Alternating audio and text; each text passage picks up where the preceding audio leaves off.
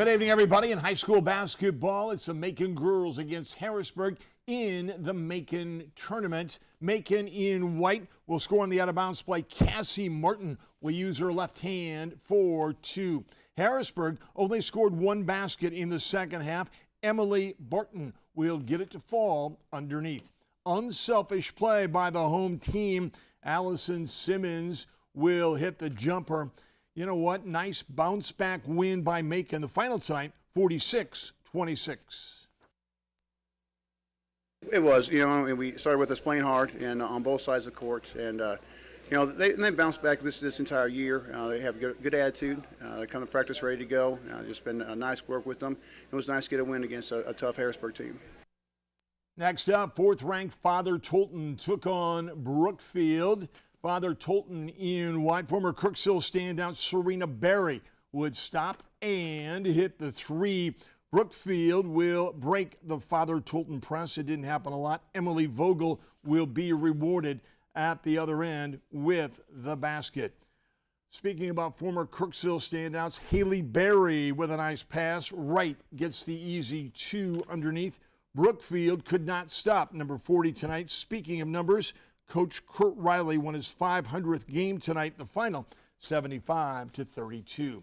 In other girls' games, Scotland County stopped South Shelby 65-55. Abby Feeney led the way with 22. So it's another win for Scotland County. During a game, when they lead, they play a game within a game.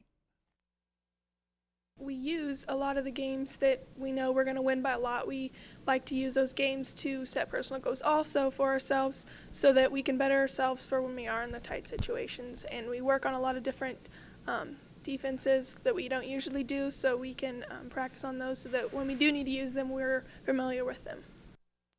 In boys' games tonight, Scotland County lost to South Shelby 65-55. The Knox County boys fell to Palmyra last night 60-41. If the Eagles learned one thing, it's you have to play hard every minute of every game.